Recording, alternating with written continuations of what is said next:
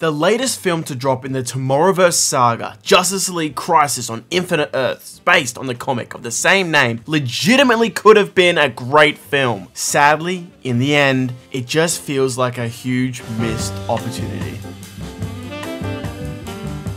First off, hey, welcome to the channel. Make sure to like, subscribe, and to check out our Patreon, link in the description. If you've been around the channel long enough, you'd recognize these videos and remember that I haven't been too fond of DC animated films for quite a while. I do love DC, I swear, I'm known for loving DC. I don't watch these movies and go, hell yeah, it's shit, let's go make a video. I don't make money from these videos really at all. I just enjoy making video essays on topics I love to talk about. I hope for the revival of DC animation, hoping for change, hoping to see the DC animation that I fell in love with, to see that return. And by 15 minutes into this film, I thought I had found it, that DC might be back. I even sent a message to my editor, CJ, going, I'm actually enjoying this. Oh, fuck.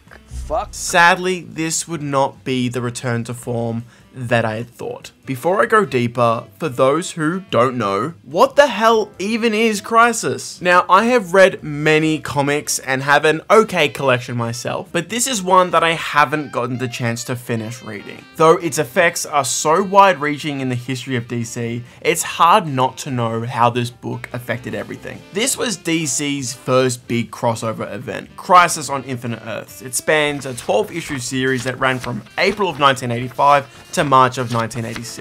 Created by Marv Wolfman and the late George Perez, this was an insanely successful comic event for DC. The general rundown for this very complex book is that a calamity event approaches Earth and the Monitor assembles a team to try and stop it. To not spoil parts 2 and 3, which will eventually come out, I'll refrain from going too much into detail. It's famous for a couple reasons. The main one is splitting DC into two main eras, pre and post Crisis. They then went on to milk the franchise and do a million Crisis events, so it just kind of got overwhelming to even approach these. And the other big reason was the killing off of major characters like Barry Allen and Supergirl. Like, these are some of the most iconic DC moments ever. Everyone should have seen these panels. And for reference, Barry Allen was dead for 23 years in the comics. This is a huge thing. Like, I just turned 23. That's my entire life. There are many comic channels that dive deep into what fully happens in Crisis, so I recommend you check those guys out. People like Variant Comics or Owen Likes Comics, or even Comicstorian. So what about this movie? What is this about? This film is the culmination of everything for the Tomorrowverse. They are telling this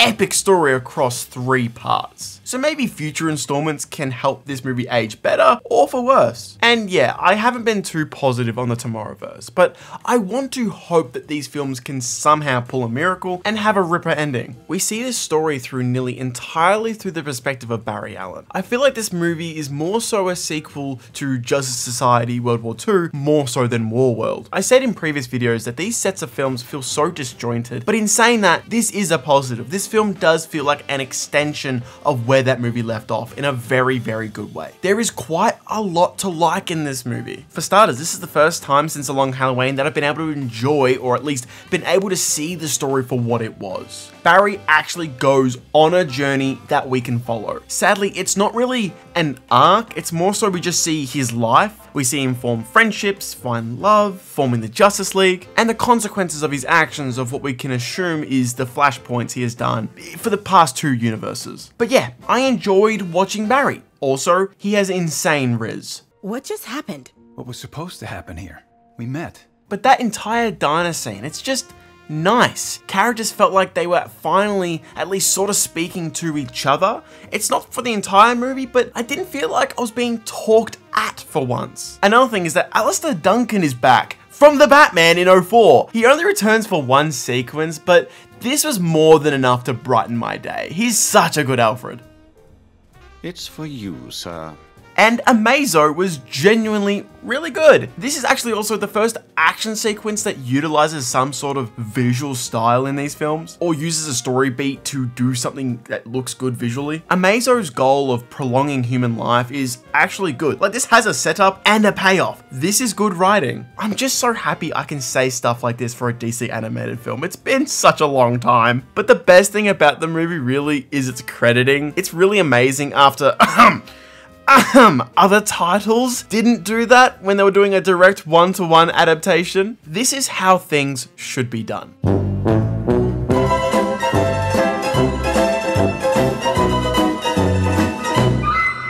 Sadly, to move on to the stuff I didn't like, the pacing.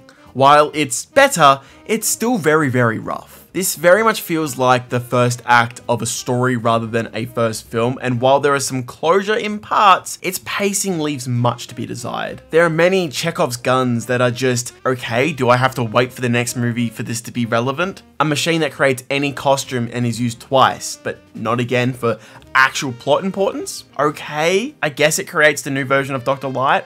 Sweet. Sure, this will probably come back, but at the moment, it just adds length and provides nothing to a film that already is paced poorly. Also, quickly, Lex Luthor's design of his power armor, it just sucks. I have no grand point here. I just don't like it. And lastly for this section is the ending. It just doesn't feel earned. The Infinity War style ending didn't leave me feeling like, oh no. It's more so just, okay, I guess that's it. A few people got dusted. I'm not worried about it. I'm not worried about any of this! But what was the huge missed opportunity? This is Crisis on Infinite Earths. This movie takes place across only a few Earths total, and everyone looks the exact same. Each world looks the exact same. Their art direction is the same. I call what I am feeling the Spider-Verse effect. We're in the medium of animation. Animation is a medium like no other. It can bend and break rules so easily. And a film like Spider-Man Across the Spider-Verse is legitimately one of the most beautiful pieces of work I've ever laid eyes on. Honestly, with that, 2023, we just had an unbelievably good year for animation. We had JJK, Finland, AOT, Demon Slayer. Oh my god, we just ate incredibly well. Down below, let me know what was your favorite animated project this year. Anyways, Spider-Man has set the bar for this type of thing, for multiverse movies. You have all these different characters who, in actuality, are all variations of the same people, the same person, the same heroes. We see two Supermen, and they're just slightly different. They got slightly different suits and slightly different jawlines. That's it. Many, many different characters. Some from the future, some from the past, some from just a different Earth. Yet they all look the same. I'm not asking for something as complex as Spider-Verse in character design, making it so Miles goes from 12 frames a second to 24 to show the progress of fluidity in his swinging, or how immaculate the detail is on someone like Spider-Punk. No. I am not saying it needs to be this in-depth. However, this is my winning move. This is where I say checkmate. Because many will say, Charles, this is a huge blockbuster movie. That's unfair. Oh yeah? Then explain this to me. How Teen Titans Go has done this multiple times and done it perfectly. This is all I'm asking for. Not even stuff that looks this good. Oh my god. I can't believe I just said that about Teen Titans Go. But an attempt to have characters that actually looked visually different. We have had like decades of animation that could be tapped into.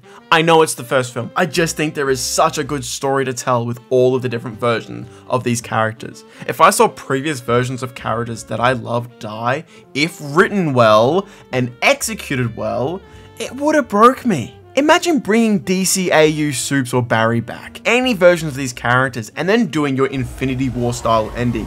After 90 minutes, that would have destroyed the audience. I did not hate this movie. Coming from Justice League Warworld, these are two entirely different levels. Overall, my review on Letterboxd was like a 3 out of 5. Like, that's alright. I just know there is a legit 5 out of 5 movie within the bones of this narrative idea, and I just hoped that they could have tapped into that more. Other than that, I just have to thank my patrons. In the Great Mate tier, we have Colin, CJ, and Nick, and for the Good Mate tier, we have Jadu Sable. If seeing your name here at the end of videos or hearing your name be called out, along with other great perks, interests you, please make sure to follow the link in the description. You get to see videos early, among other great things. Anyways, thank you for watching today's video. Thank you to CJ for editing this one. Did an amazing job like always. And make sure to subscribe to the channel, notification bell turned on, and I will see you guys in the next one.